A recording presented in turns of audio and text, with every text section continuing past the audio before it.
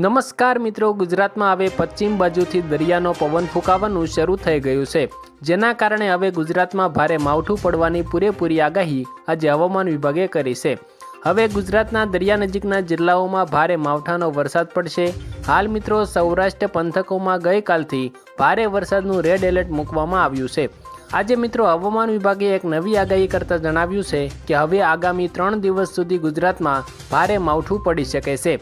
આજે આપણે આ વિડીયોમાં ગુજરાતના કયા વિસ્તારોમાં કેવો વરસાદ પડશે અને મિત્રો ગઈકાલે રાત્રે પડેલા વરસાદથી કયા વિસ્તારોમાં કેટલું નુકસાન ગયું છે તે દરેક સમાચારની વાત આજના આ વિડીયોમાં આપણે કરીશું।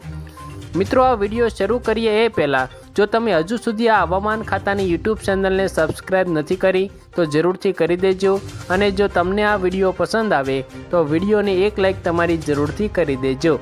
તો મિત્રો આજે વાત કરીએ તો હાલ ગુજરાતથી થોડે દૂર દરિયામાં એક વાવાઝોડું શરૂ થયું છે, જે મિત્રો ગુજરાતથી અત્યારે ખૂબ દૂર છે, પરંતુ આગામી દિવસોમાં જો આ વાવાઝોડું ગુજરાત નજીક આવે અને દરિયા કિનારાના જિલ્લાઓ સાથે ટકરાશે તો ભારે તોફાની પવન સાથે ધોધમાર માવઠાનો વરસાદ પડી શકે છે। હાલ મિત્રો સૌરાષ્ટ્રના ભાવનગર પંથક નજીક ભારે હવાનું દબાણ જોવા મળી રહ્યું છે અને ગઈકાલે સાંજે પણ આ પંથકોમાં ભારે પવન અને હળવો વરસાદ જોવા મળ્યો હતો, જેના દ્રશ્યો પણ તમે અહીં જોઈ શકો છો। મિત્રો હાલ ગુજરાતમાં સરેરાશ 35 ડિગ્રી તાપમાન જોવા મળી રહ્યું છે। આટલી ગરમીની વચ્ચે ગુજરાતના અમુક વિસ્તારોમાં ગઈકાલે રાત્રે ભારે પવન ફૂંકાયો અને હળવો વરસાદ પણ જોવા મળ્યો હતો, જેના કારણે ખેતરોના પાક ઉડી ગયા અને ખેડૂતોનો તૈયાર માલ પલળી ગયો। અનેક ખેડૂતોને નાનું મોટું નુકસાન ગયું હતું। હવામાન વિભાગે આગામી 3 દિવસ સુધી આવું માવઠાનું વાતાવરણ જોવા મળશે તેવી આગાહી કરી છે। હાલ મિત્રો તમે જોઈ શકો છો કે ગુજરાતમાં ભારે વરસાદી વાદળો જોવા મળી રહ્યા છે, જેમાં ગુજરાતના સૌરાષ્ટ્ર પંથકોમાં હળવું માવઠું પણ પડી રહ્યું છે। રાત્રિના સમયે આકાશમાં ભારે વીજળીના કડાકા ભડાકા પણ જોવા મળી રહ્યા છે। હાલ મિત્રો અમદાવાદ અને તેની આસપાસના વિસ્તારોમાં ભારે વરસાદ અને તોફાની પવન ફૂંકાવાની આગાહીને કારણે હવામાન વિભાગે રેડ એલર્ટ જાહેર કર્યું છે। અત્યારે મિત્રો ભર ઉનાળે સમગ્ર ભારતમાં માવઠા પડી રહ્યા છે। અત્યારે હવામાન ખૂબ બગડી રહ્યું છે, જેના કારણે અનેક લોકો અને ખેડૂતો પરેશાન છે। મિત્રો હાલ પશ્ચિમના દરિયામાંથી આવતા તોફાની પવનો કાંઠાના વિસ્તારોમાં ટકરાઈ રહ્યા છે, જેના કારણે કાંઠાના વિસ્તારોમાં અત્યારે ઊંચા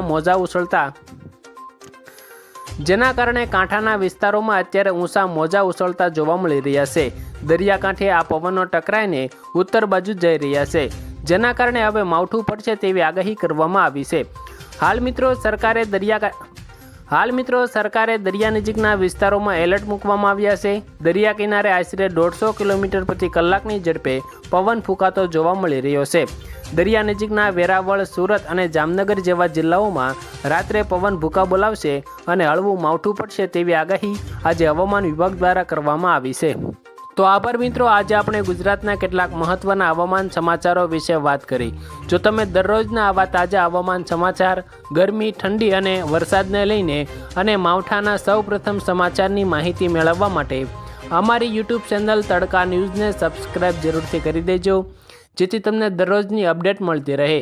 જો તમારા અન્ય ખેડૂત મિત્રો હોય તો તેમને આ વિડીયો શેર કરી દેજો, જેથી મિત્રો તે પણ સાવધાન થઈ શકે છે।